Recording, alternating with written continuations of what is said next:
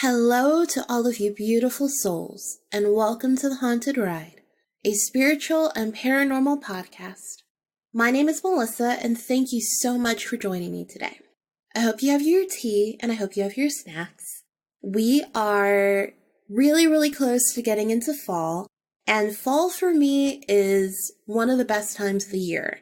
All the leaves are falling, and I happen to be a little bit of an earth child, so that typically makes me a little sad. But I do believe in the whole, renewal, rebirth, and you guys have heard that tons of times on the show. But 3 of my favorite things happen around this period of the year. The first one is pumpkin everything. The second one is an actual tolerable weather in Florida. And the third one is all the horror, the spook, the scary, and everything that you can think of magically appears around this time of the year. All of my favorite shows come back. All of my favorite movies. It number 2 just came out. I haven't watched it yet, but from the trailer at least, the creepy old woman, I'm sorry, that scared the shit out of me. So, for that reason, we are going to get into some awesome paranormal stories today, just to welcome in fall, because it is literally right around the corner. We are going to be talking about a ghost who likes to prank people, a ghost who likes to wake people up in the middle of the night, which you know how I feel about that. 2 attachment ghost stories, one from a cemetery and one from a game. And finally, one ghost who got in the middle of 2 people's relationship. We'll listen to a quick promo and then we'll dive into the show. See you guys in a couple seconds. This podcast is part of the Big Heads Media Podcast Network. Go to bigheadsmedia.com for more great podcasts. Hey folks, how's it going? My name is Augie, and I host a podcast called The Short Stories of Augie Peterson. Once upon a time, I had 2 blogs. Then one day, I started listening to podcasts. They seemed like a lot of fun and would combine the thing I was always afraid to share with the world, my writing, with the thing I had no choice but to share, my theater background. So I decided to combine them into a podcast for those millennials that don't have time to read 2 blogs. I read the original short horror stories I write every other Tuesday and review really terrible horror movies from Netflix, Redbox, Amazon Prime, and even the dollar store with massive amounts of snark every other Thursday. On the first Saturday of each month, I tell my listeners about 5 new indie artists that I have interviewed that I think they should know about. So if you like terrible horror movies, learning about new artists, really good horror stories, and total nerds, this is the podcast for you. Check out The Short Stories of Augie Peterson wherever you listen to podcasts. For more information, go to augiepeterson.wordpress.com. Toodaloo! And we're back. I hope you enjoyed the promo. Our first story is by Amy Berry. Amy, thank you so much for your submission into the show. Back in the early 90s, I was in 5th or 6th grade. I was over at a friend's house hanging out. I don't remember how this started, but one of the girls wanted to talk to someone using face cards. Now, I had to Google what face cards are, and those are normally the king, the queen, etc. in a 52 cards deck.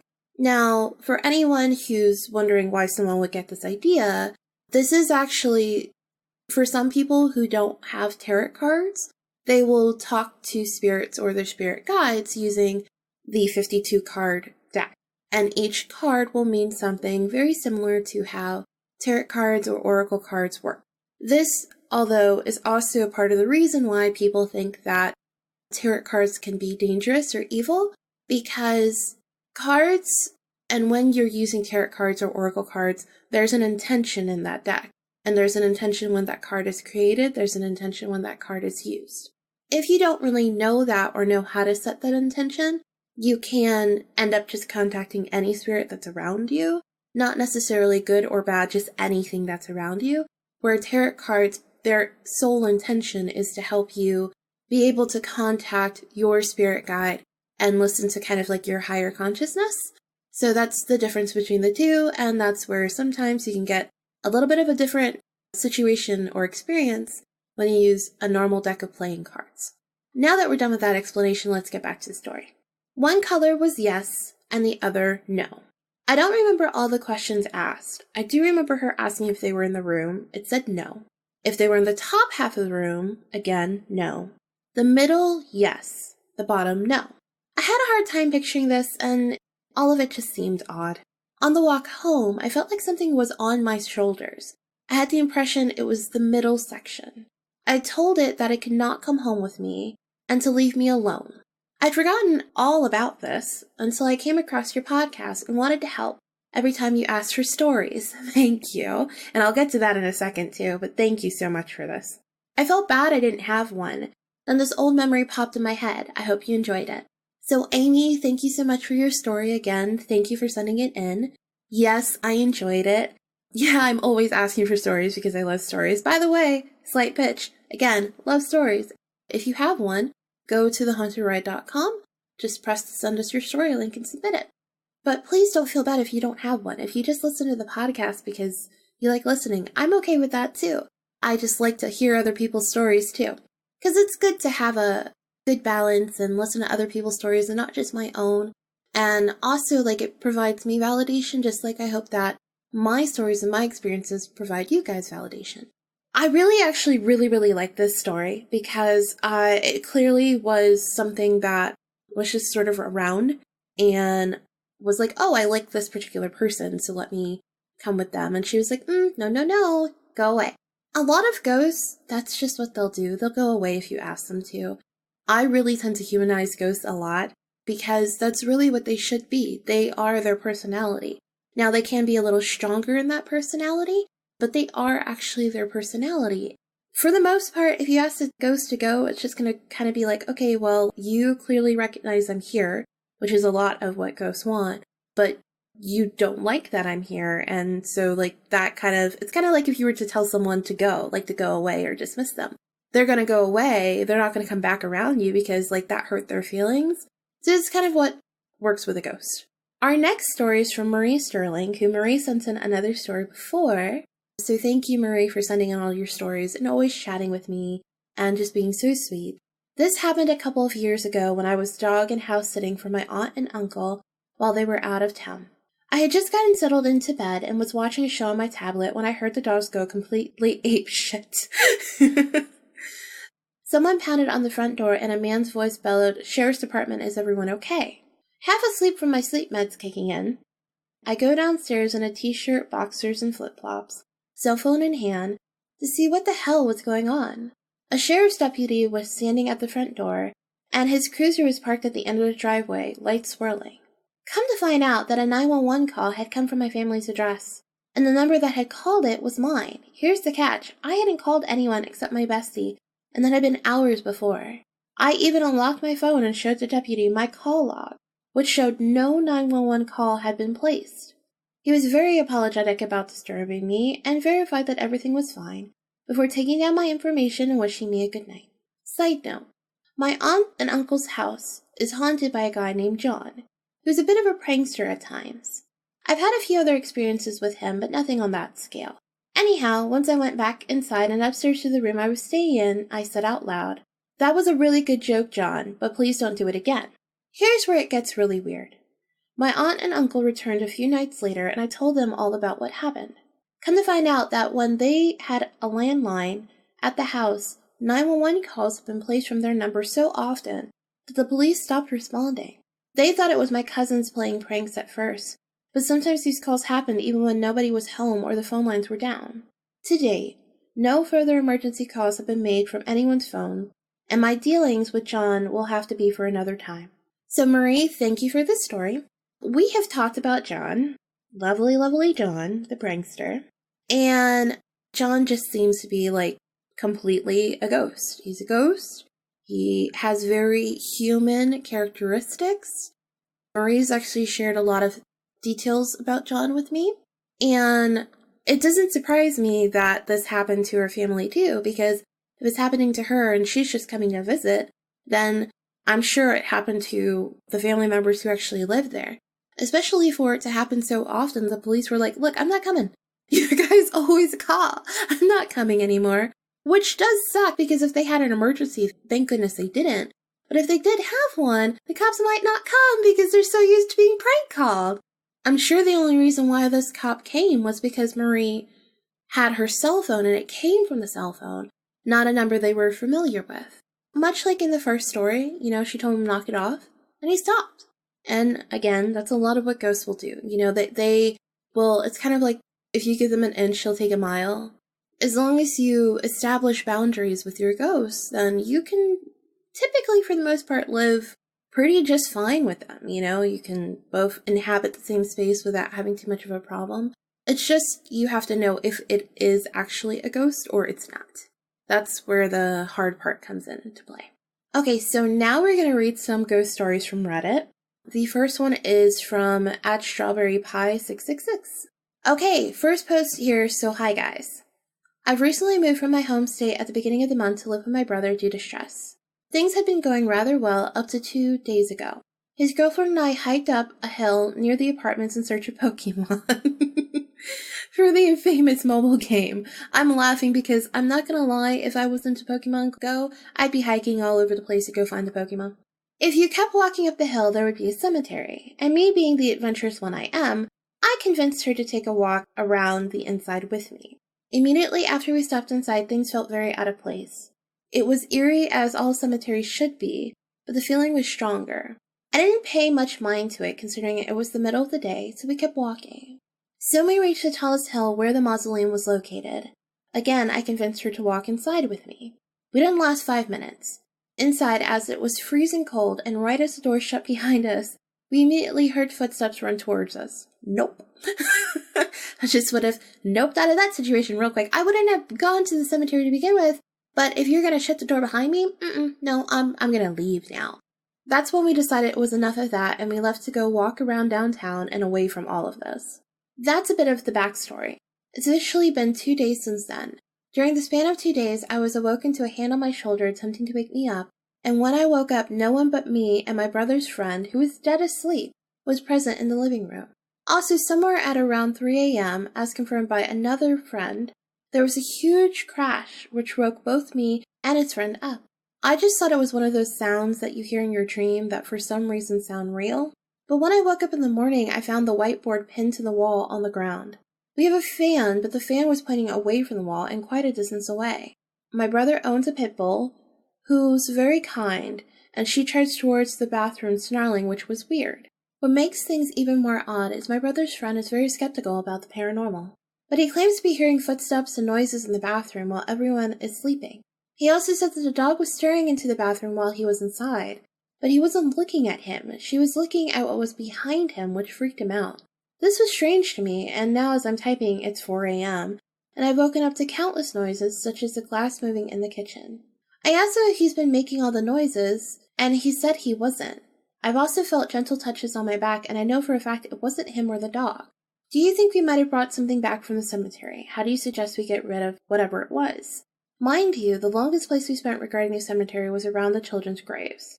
Some graves were buried beneath dirt, so my brother's girlfriend dusted them off so they were visible again. A couple of things about this. Not all cemeteries are actually haunted. Just like not all houses are haunted. In all actuality, ghosts normally go somewhere they love to be, unless they had some sort of treasure or something, or they don't know they died, then they might be wandering around the cemetery, or they might be in the cemetery, but they normally, it's just like you wouldn't want to go somewhere that reminds you of all the sad times, or something that's incredibly sad or traumatic for you. You'd want to get away from that and go where you feel like you're home. So that's a lot of times where ghosts will be. I actually tend to feel the saddest for ghosts that can't leave cemeteries if they're actually ghosts. Now, on that same note, there are other things that can haunt a cemetery because it is a sad place. There's a lot of sad energy. There's a lot of dark energy. There's a lot of grief. And you can kind of figure out what can breed in those spaces. I think that you definitely got something attached to you. I think that you definitely brought something back with you. Especially in the other two stories, they spoke to what was with them and told them no. And it's just like with Ouija boards, where if you read the instructions, it'll tell you you have to say goodbye.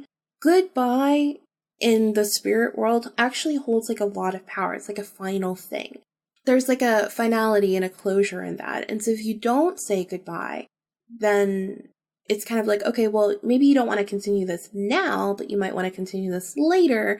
So just in case you want to, I'm going to hang around you. And that sort of sounds like what the ghost did to you. In all honesty, if it's not doing anything bad, I would just talk to it and try to establish a boundary and be like, hey, I know you were in a really sad place. I understand why you left, but, you can't stay here. There's a better place for you. There's a better home for you. And I would just be really firm in that, but compassionate in it too, because it is a ghost and you don't want to make it angry. The only thing that slightly concerns me is the fact that your pit bull, I think it's your brother's pit bull, who is very kind, is charging towards the bathroom and snarling. Now, animals do see and sense spirits, and if the dog is territorial in the way of it's loyal to the family and wants to protect the family, it can react in a more protectively aggressive manner, which would explain the snarling and etc. And also sometimes ghosts are just weird for animals too, just like they're weird for us. They're like, well, what are you doing here? Like, get the fuck out. But that slightly throws me off a little bit because it makes me wonder if just one thing followed you home or more than one. And I also don't really know why ghosts love the bathroom so much. I don't know. There's like some sort of like weird, we're getting into a weird conversation here for a second. But I swear to you, there's some sort of like weird energy that happens when you get into bathrooms. There's so many people I talk to who are creative, who are like, I get my best ideas while I'm sitting on the toilet or taking a shower. I don't know if it's because that's the place where we wash all of ourselves off. We cleanse ourselves. Like, I don't know if that same energy that we put into cleansing ourselves and cleansing our bodies somehow like charges that space. I mean, just like the rest of your house is a very big space for energy. So if you are stressed out all the time, or you're stressed out in a particular room every time you go in there, like you'll have that if you're sad, etc. I don't really know what it is about bathrooms, but a lot of ghosts like bathrooms. They really, really do. So that's the only thing that kind of like concerns me a little bit is your dog's reaction. It sounds like the ghost is a little too friendly, and that's actually why I really think that there should be some sort of boundary established, or you could just do like a quick cleansing of yourself with salt. But it does seem like you have a ghost that's attached to you and or really likes you, and then a presence that just really likes to be very vocal inside of the house. I don't particularly feel like there's just one spirit. I think there's more than one. Our next story is from Siren Song. So, brief background. I work for a company that answers phones and takes messages for businesses when they're closed, out to lunch, after hours, etc. We answer for a variety of companies in different fields, including funeral homes. The situation has happened twice, that I had talked to a person myself on the phone, and a few other times as well, and I think it's very interesting and thought maybe it would warrant discussion here. So the first time it happened, I took the message from this lady whose mother had passed recently. Her body was already picked up and dressed at the funeral parlor. Visitation was scheduled for the following day. She calls me and is very weepy, and asks if her mother's phone is still in her jacket pocket, because they just got a call from her number. I end up dispatching the call, calling to the director to deliver the message verbally, and he says that he'll call her. But the body is in the casket and the casket is closed, waiting in the parlor. I say, wow, weird. And he kind of chuckles and says, this kind of thing happens more often than you would think. It's been a year or more since that call, and I just yesterday got another call similar for another funeral home. And other people I work with have had the same type of stories. Just wanted to get some outside opinions because it's interesting and creepy at the same time. So yeah, that happens a lot. Ghosts can manipulate energy and technology. The electronic devices that we have now emit a lot of energy. I actually have been struggling recently because I can only be in front of a computer for so long lately. And it's because of the amount of energy that a computer gives out and how those waves are affecting me lately. Even on like a human level, you can feel that. So spiritually, of course, you can feel it and you can manipulate it. And it's very easy to be able to call your loved one. So I think sometimes those phone calls happen as either final goodbye or just to say, hey, like, I know you're thinking about me. I actually have a story very similar to that I'd completely forgotten about until I read this. It was my parents, myself, and a friend of theirs that they had living in our house. And we'd all gone to a diner to get some breakfast, and we were sitting there. I pull out my cell phone and I look at it and it starts ringing. And it's ringing from the house landline, which would mean someone was home calling it. I open the phone call and it sounds like static. Like static, but like someone's trying to say something, but it's almost murky and underwater. I don't know why, but I just immediately thought it was my grandmother. Just immediately. And I was like, okay, I got the message. I can't hear you, but I get the message. She wanted to talk to us or wanted to let us know that she was there and was looking over us and was watching out for us. And so we all kind of had like a moment around the table because we're just like, that's so weird. It just came out of completely nowhere. And the house was completely vacant. Everybody was sitting around that table. So it does happen. And I would agree with the person she was speaking with at the funeral parlor who said it happens more often than you think. And the last story is from the unluckiest Clover. After seeing the spirit at my boyfriend's house, I feel like it almost marked me. I had two different feelings when I would go over to his house, normal or completely anxiety-ridden. Our relationship ended, and about 2 months later I was home alone one night, and around 3 in the morning I woke up. I fell asleep with the light on almost every night, so when I woke up it was normal for my room to be lit. I wake up this night, open my eyes, and can't move my body. I scan the room and see something in the corner of my room watching me. It was a large black mass. Oh, you know how I feel about this. There's going to be a lot of cursing here in a moment. It was sharp. It was around 6 feet tall and hunched over a little. I could see its neck move and look around the room. My body was full of dread. That's the only way I can explain it. I gained the courage to grab my phone and I called my ex. I called him over and over and he didn't answer. Nobody else existed in my mind. I could not think. I pulled my blanket up to my shoulder to cover it from my peripheral view and laid there until the sun came up. I don't know why it left, but I know it was there for hours. I had a very difficult time looking in that corner for a few weeks after that night. It was physically painful to look at. A few months later, my ex and I were trying to work things out, and he asked why I called him so many times that night. I was embarrassed because I'm aware it was most likely sleep paralysis, but told him anyway. He told me he didn't answer his phone because something had just been watching him. He was afraid it was still around and didn't want me to get involved. You guys know how I feel about spirits who like to wake you up in the middle of the night, especially to scare you. That is so rude. That is so rude and disrespectful, and I just don't stand for it. And that's why I tell so many spirits to get the fuck out. You do not wake me up in the middle of the night. It's just, no. That's like the easiest way to piss me off. No. I get what she says by marked me. It sounds like that I don't know how long they were together, but it sounds like because she came over to the house, the spirit was like, oh, I like you too. And was just like, yeah, I'll be here, or I'll be there, I'll be wherever I can be. So sleep paralysis, the whole theory behind it, is it's something that happens to you, and you can't move. And it's almost like you're in a half dream, half waking state that you can't get out of. When you're able to move, whatever you're seeing should not still be there.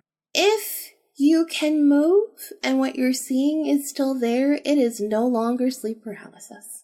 This very clearly was not sleep paralysis. It doesn't sound like it was sleep paralysis over at her ex's house either. It sounds like this is like a real entity, and it's an entity that has some sort of intention and that very clearly likes both of them, but did come from her ex's house. Not the best entity, perhaps, especially for the fact that it's just watching and filling you with dread. And this is something that I am a very big advocate of. If you are ever dealing with something and you feel a certain emotion, please listen to that emotion. So if you feel happiness, then great. Even if it's a spirit, then maybe you know this person or something. If you feel love, then you probably know this person. It was an ancestor or something of that, and they're just guiding and watching over you, and you happen to see them. If you're filled with dread, it's not a good entity. It's not. Nope. It's not at all. And it sounds like they need a cleansing, and so does the house, honestly.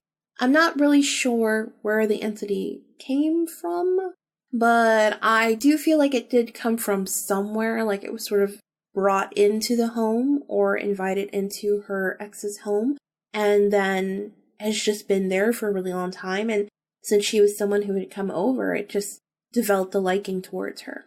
Now, those are all the stories we have. I hope you liked them all. Thank you everybody who submitted them, and thank you to all of our Reddit users who so very kindly gave me permission to read their story on the air. I do want to talk about something really special. While this is only numbered as episode 45, technically speaking, this is our episode 50. I'm so incredibly excited about that. I'm so proud. This podcast has grown a lot. It has really, really grown.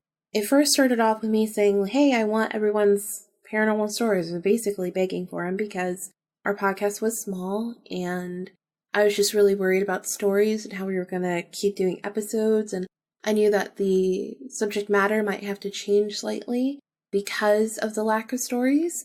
And now we're on episode 50 and we still have content and we're still moving forward and we're still going strong.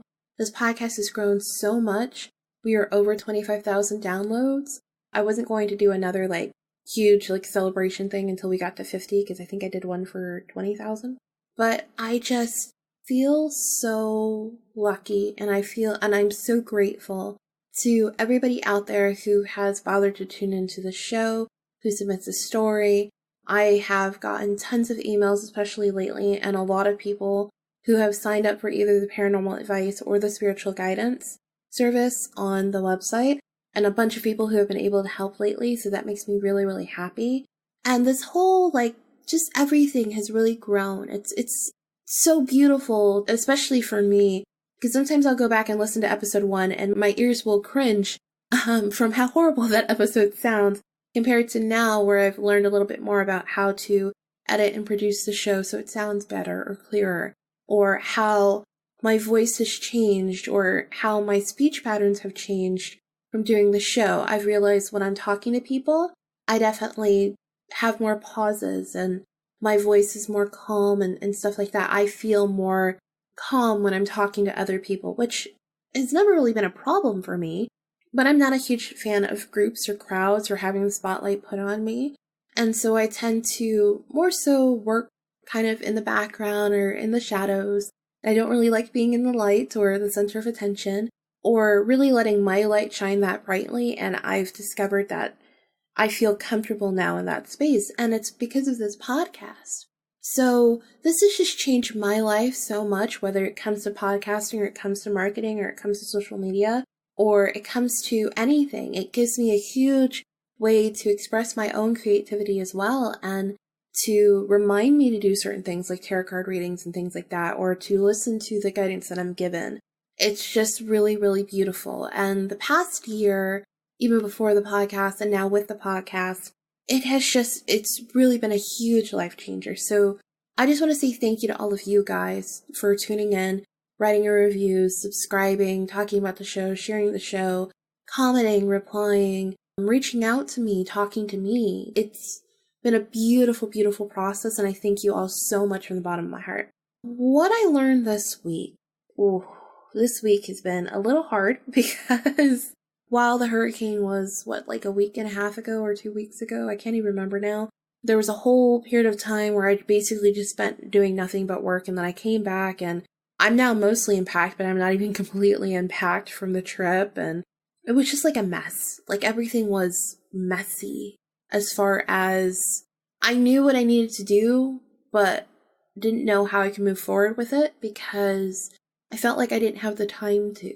And I realized that whenever I had something that I actually really wanted to do, if I sat down for a second and really thought about it, I would either get the energy to do it right then and there, or get the energy to do it an hour later, or get the energy to do it another day.